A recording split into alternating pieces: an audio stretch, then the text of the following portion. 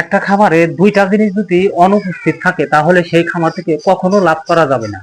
আমি যে দুইটা জিনিসের কথা আপনাদের সামনে শেয়ার করব, সেই দুইটা জিনিস যদি সত্যিকারেই খামারের লসের কারণ হয়ে থাকে, অথবা আপনি এই সমস্যার সম্মুখীন হয়েছেন, তাহলে অবশ্যই আমার ভিডিওতে একটা লাইক দিবেন আর চ্যানেলটি অবশ্যই সাবস্ক্রাইব করবেন। প্রথমত, নিজের বাহিরের ইনকাম। একজন খামারের যদি শুধুমাত্র খামার থেকে ইনকাম করার চিন্তা ভাবনা করে, তাহলে সেই খামার থেকে কখনো লাভ করতে পারবে না। যদি খামার থেকে লাভবান হতেই হয়, তাহলে অবশ্যই বাহিরের ইনকাম থাকতে হবে। আমি আমার অভিজ্ঞতা থেকে বলি, আমি যখন এই খামারটা শুরু করি, আমার বাহিরের যে ইনকাম করা সেটা আমি একবারে বন্ধ করে দেই। মানে পরিবার নিয়ে থাকার জন্য বাড়িতেই অবস্থান করি, আর এই খামারের উপর পুরোপুরি ডিপেন্ডেবল হয়ে পড়ি এবং কিছু লোন করি। এই লোন করে এই খামারটা শুরু করি, যেটা আমার মারাত্মক ভুল ছিল। নিজের গচ্ছিত টাকা দিয়ে এই খামার পরিচালনা করতে হবে, খামার গড়ে তুলতে হবে এবং বাইরের ইনকাম অবশ্যই থাকতে হবে। বাইরের ইনকাম ছাড়া কোনোভাবেই এই আজকের যুগে খামার করে কখনো লাভবান হতে পারবেন না। নতুন যারা খামার শুরু করবেন অবশ্যই এই কথাটা মাথার ভিতরে ঢুকিয়ে নেবেন যে বাইরের ইনকাম ছাড়া আপনি খামার করে শুধুমাত্র খামার করে লাভবান হতে পারবেন না। আপনার জায়গা জমি সমস্ত কিছু বিক্রি করে আবার পুরনো পেশায় ফিরে যেতে হবে। দ্বিতীয়ত, কারো ওয়াইফ যদি খামারে না ঢোকে, মানে খামারের কাজকর্ম না করে, তাহলে সেই খামার থেকে কখনো লাভবান হতে পারবে না। কারণ আপনি একা খামার পরিচালনা করতে পারবেন না, লোকজন দিয়ে খামার পরিচালনা করতে হবে। সেই ক্ষেত্রে কিন্তু আপনি লাভবান হতে পারবেন না। কারণ এই বাইরে থেকে একটা লোক এনে বেতন দিয়ে বর্তমান সময়ে খামার করে টিকে থাকা সম্ভব নয় প্রান্তিক খামারিদের জন্য। বড় যারা খামার করে তাদের হিসাব আলাদা, কিন্তু আমাদের মতো ছোটখাটো যারা খামারি বা খামার করার স্বপ্ন দেখছেন, গ্রামে 8-10টা গরু পালবেন, তাদেরকেই উদ্দেশ্য করে বলছি। গ্রামের যে প্রান্তিক পর্যায়ে খামারগুলো আছে, প্রত্যেকটা খামার কিন্তু দাঁড়িয়ে আছে এই মেয়েদের মেয়েদের কাজের উপর ভরসা করে। যাদের ওয়াইফ বা ঘরে মানে এই খামারের কাজ পরিচালনা করে, সমস্ত কিছু পরিচালনা করে, গাভীর গোসল করানো থেকে শুরু করে দুধ দহন পর্যন্ত যারা কাজে নিয়োজিত আছে, তাদের খামারই টিকে আছে আর তারাই লাভবান হচ্ছে।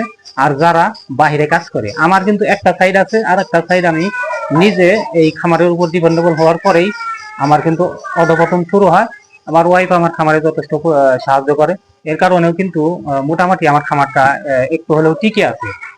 যদি সে আমার এই খামারে কাজকর্ম না করতো, তাহলে আমি কখনো পারতাম না। আমি যে কয়েকটা খামার ঘুরে দেখেছি, যারা এই সময়ে মানে বর্তমান সময়ে এই খাবারের দাম, ঘাসের অভাব, এই সকল থাকা সত্ত্বেও যাদের ওয়াইফ মানে যাদের ফ্যামিলি এই খামারে কাজ করে, খামারের সমস্ত কাজের তদারকি করে, তারাই শুধু টিকে আছে। আর যে পুরুষ মানুষ যে খামারি সে বাহিরে কাজকর্ম করে, তারাই কিন্তু আমি দেখেছি টিকে আছে। তাছাড়া আমাদের মতো যারা চাকরিজীবী ছিল বা প্রবাসী ছিল, হুট করে এসে একটা খামার করছে, বাড়ির পরিবারের কারো সাপোর্ট নাই, নিজের বাহিরের ইনকামের কোনো সোর্স নাই, নগদ টাকা ছিল, সেই টাকা দিয়ে 5টা-7টা গাভী কিনে বা ষাঁড় গরু কিনে খামার শুরু করছে। দেখা গেল কয়েকদিন পরে তার খামারটা অলরেডি মানে আস্তে আস্তে শেষ হয়ে গেছে, মানে তার সমস্ত চালানি নষ্ট হয়ে গেছে। তাই যদি আপনি এই সময় খামার করে টিকে থাকতে চান, তাহলে অবশ্যই দুইটা জিনিস আপনার মাথার ভিতরে থাকতেই হবে। এক নাম্বার হচ্ছে আপনার নিজের ইনকাম আপনার 12 মাস থাকতে হবে। তারপরে আপনার ওয়াইফকে এই খামারে গাধার মতো খাটতে হবে, মানে কামলার মতো। আপনার ওয়াইফ যদি কাজ করতে পারে, তাহলে খামার করে টিকে থাকতে পারেন, অন্যথায় কোনোভাবেই টিকে থাকতে পারবেন না। আর একটা জিনিস হচ্ছে কাঁচা ঘাসের পর্যাপ্ত মজুদ থাকতে হবে। কাঁচা ঘাস থাকতে হবে। কাঁচা ঘাসের যদি যোগান থাকে, তাহলে বাড়ির কাছে যদি থাকে আপনার ওয়াইফ, দেখা গেল বা আপনি কাছে যাওয়ার আগে ঘাসগুলো এনে দিলেন, সে গরুগুলোকে সুন্দরভাবে খাওয়াইলো এবং গোসল করালো।